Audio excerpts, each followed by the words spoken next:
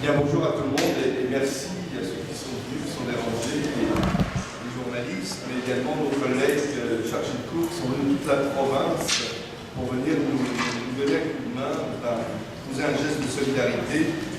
Et les collègues de la FNEC, de la Fédération nationale des enseignants enseignants du Québec, Sylvain Marois, le vice-président qui s'occupe du regroupement, et du Conseil central avec une porte du Conseil central de Chaudière-Appalaches. Si on sort aujourd'hui sur la place publique, c'est pour tirer un signal d'alarme.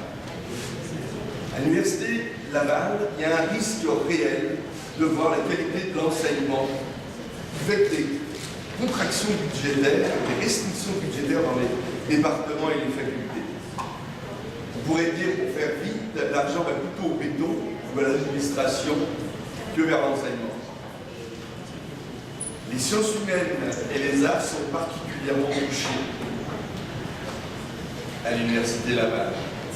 Le deuxième point qui nous fait aussi tirer un signal d'alarme, c'est la qualité des relations de travail. Il y a une détérioration très nette dans les relations de travail à l'université et ça ne concerne pas seulement les chargés de cours. On assiste à une judiciarisation systématique.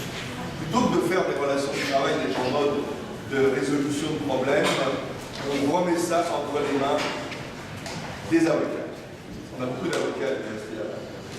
Et on va à l'arbitrage. Et ça coûte cher dans une période où on dit qu'il faut faire des économies, de voir comment on traite les relations de travail à l'Université Laval. On fait traîner les négociations pendant 2 ans. Et que lorsqu'il y a le moindre problème, disons un peu important, on le met entre les mains de l'avocat et on le règle devant un arbitre, c'est pas très raisonnable. Et ça, on le vit au quotidien depuis ces 2 années de négociation. Pour faire un historique rapide, la convention est échue en 2010, on commence les négociations en 2011.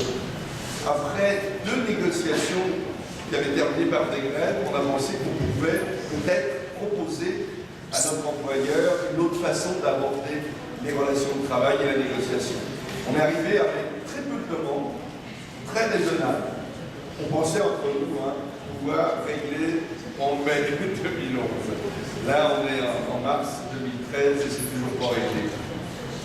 On cherchait à améliorer les conditions de travail sur des points très, très sérieux qu'on avait discuté avec nos membres et à régler effectivement les relations de travail. Essayer de changer la culture à l'Université Laval sur le plan des relations de travail.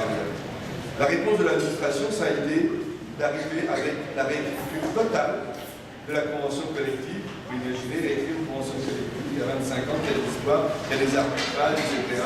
C'est tout un défi, mais surtout avec plus de 80 demandes de recul.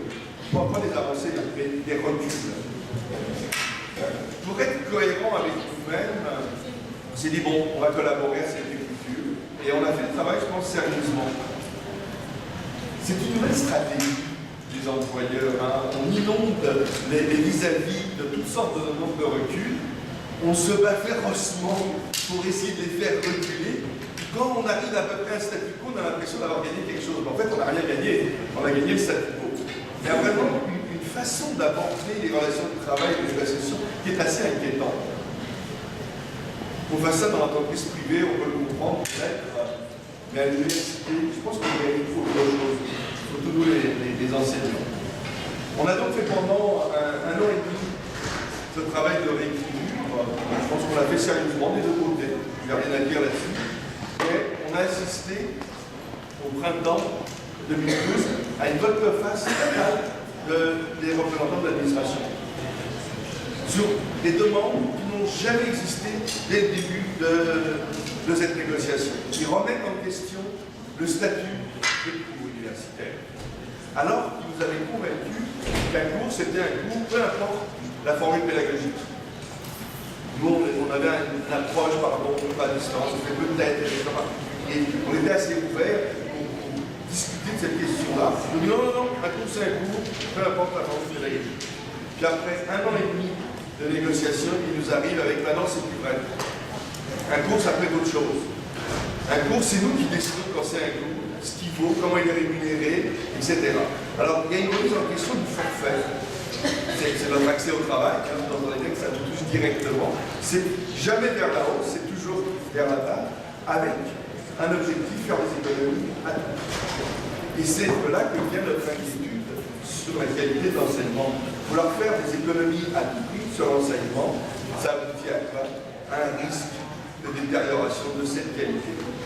Et on dit, les yeux dans les yeux, faites-en moins, modifiez vos évaluations, modifiez votre pédagogie pour qu'elle coûte moins, qu'elle corresponde à ce qu'on veut vous payer, c'est-à-dire vous payer moins et faire des économies. Ça, c'est inacceptable. Heureusement, ça ne se passe pas partout à l'université. Mais il y a certaines unités, comme à l'école de design, où là, on a mis en place ce genre d'approche qui nous inquiète énormément. Alors ça, on veut le dénoncer très clairement. Au jour d'aujourd'hui, face à cette volte-face qui bloque un peu la situation, on doit ajouter qu'il n'y a aucune volonté non plus d'améliorer les conditions de travail et d'améliorer les relations de travail. La collégialité à l'Université Laval, la collaboration à l'Université Laval, ça n'existe pas.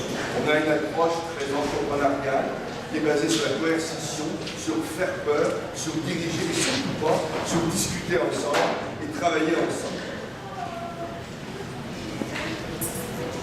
Son crainte, si on pouvait les résumer rapidement, c'est l'érosion du forfait, la qualité de l'enseignement, une perte quasi totale de confiance avec nos vis-à-vis patronaux, et puis le risque de la surcharge de travail. Il y a une volonté à l'université de supprimer les balises du nombre de cours. Nous, on a une balise pour les chargés d'enseignement, ce sont des enseignants qui travaillent à contrat, qui est de 9 cours par an. Là, on juge que dans une université, les cours de niveau universitaire, qu'on en a donné 9, c'est bien suffisant. Maintenant, ça, ils veulent supprimer cette balise pour aller en donner 10, 11, 12, 13, on ne sait pas. Parce qu'ils vont juger que tel cours demande moins de travail, tel cours peut être rémunéré de façon moindre. Un mot sur la question salariale, parce qu'elle vient juste d'être abordée lundi dernier, c'est vraiment un scoop qui nous arrive avec exactement les mêmes propositions au début de la négociation, c'est-à-dire le BSG, ce qui à l'Université Laval nous met en dessous des étudiants auxiliaires d'enseignement qui sont membres du SAR.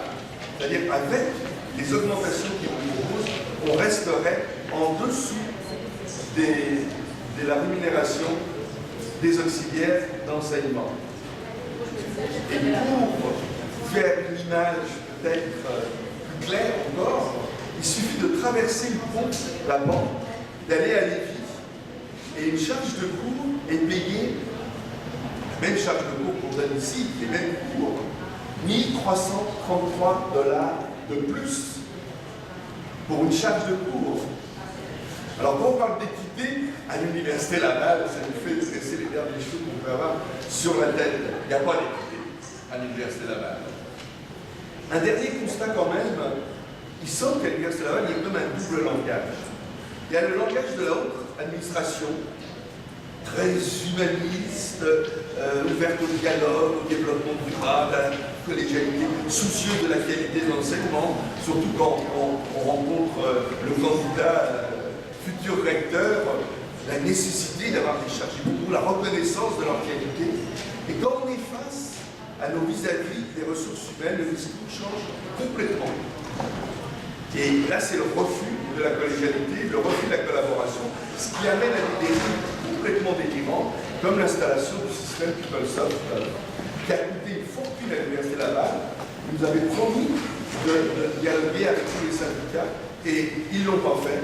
Et ils ne sont pas capables d'assumer le simple fait qu'on soit des contractuels. Ça ne rentre pas dans leur colonne. Alors, ça donne ça comme conséquence qu'ils ne peuvent pas assumer les exigences des conventions collectives de tous les syndicats. Et on constate que dans une université qui dit qu'il faut faire des économies, on a des gouffres financiers causés par l'informatique, simplement parce qu'il n'y a pas une concertation. Parce qu'il n'y a pas un esprit de collégialité qui règne à l'Université Laval. Alors s'il y avait un message qu'on voulait envoyer à la haute direction, essayez d'être cohérent entre vos différents services, entre les services de ressources humaines qui judiciarise au maximum les relations de travail, et bien un discours où tout se passe bien, la non-anarchise, que la qualité d'enseignement est respectée et que tout va très bien. Donc c'est un appel qu'on fait aussi à notre université pour leur dire soyez cohérents. Nous, ce qu'on demande, c'est de pouvoir discuter et peut-être de faire cesser les négociations qui, après plus de 2 ans, nous semblent un peu longues. Voilà, merci de votre attention.